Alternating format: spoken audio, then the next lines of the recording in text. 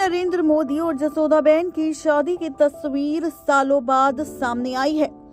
1968 का वो दिन उत्तरी गुजरात का वडनगर कस्बा दामोदर दास मोदी और हीराबा के घर पर चहल पहल थी। दामोदर और हीरा की 6 संतानों में से एक नरेंद्र मोदी जी की शादी हो रही थी।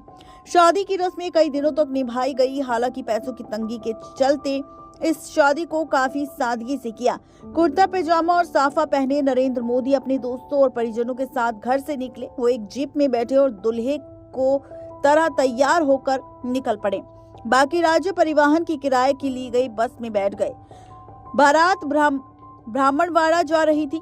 वाडनगर के 50 किलोमीटर जसोदाबेन का घर। भाजपा के प्रधानमंत्री पद के उम्मीदवार नरेंद्र मोदी ने पखवाड़े भर पहले अपना नामांकन पत्र अपनी पत्नी खाने जसोदाबेन का नाम लिखा तो हंगामा मच गया। मोदी ने इससे पहले 4 बार विधानसभा चुनाव लड़ा, लेकिन शादी के खाने को हमेशा खाली ही रखा। कांग्रेस कार्यकर्ताओं ने शादी की बात उछाली। मीडिया में काफी सारी चर्चा होने लगी, लेकिन मोदी जी खामोश रहे। 15 दिन पहले जब मोदी ने जसोदाबेन को अपनी पत्नी का दर्जा दिया तो उनकी शादी के किस्से फिर से उठने लगे। नरेंद्र मोदी ने की शादी 1968 में ब्राह्मणवाड़ा की चिमनलाल मोदी की बेटी जसोदाबेन से हुई।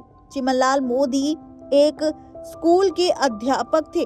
मोदी की शादी में शामिल 75 साल के पूंजा पटेल ने बताया कि जब मोदी की बारात ब्राह्मणवाड़ा पहुंची, उन्हें घोड़े पर बिठाया गया। घोड़े पर बैठकर मोदी जच रहे थे। पूंजा समेत मोदी कई पुराने दोस्त उनके साथ थे, जिनके जहन में मोदी की शादी आज भी तरोताजा है।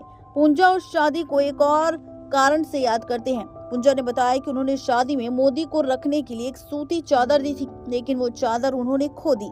मोदी शाह शादी के लिए तैयार भी नहीं थे।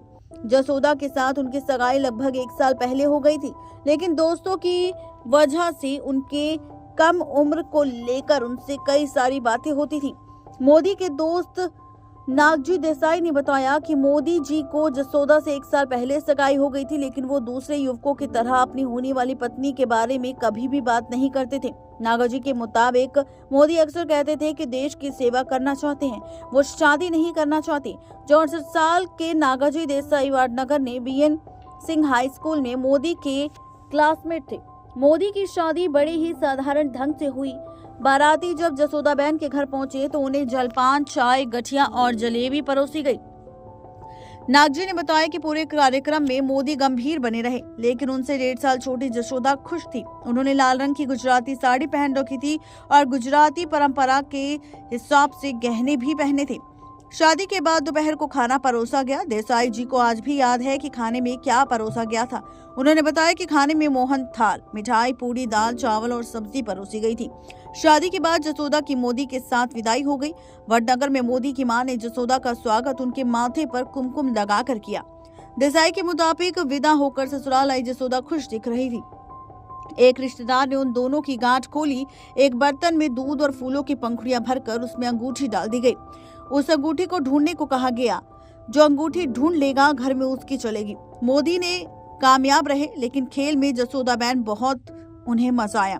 हालांकि अगली सुबह घर में कोहराम मच गया जब ये खबर फैल गई कि नरेंद्र मोदी ने घर छोड़ दिया है। मोदी ट्रेन से अहमदाबाद रवाना हो गए थे। अहमदाबाद से वो 30 दिन बाद लौटे। ये खबर सुनकर नरेंद्र मोदी के दोस्त भी चौंक पड़े थे। दरअसल मोदी ने अपने दोस्तों को नहीं बताया था कि उन्हें माता पिता के दबाव में शादी की है।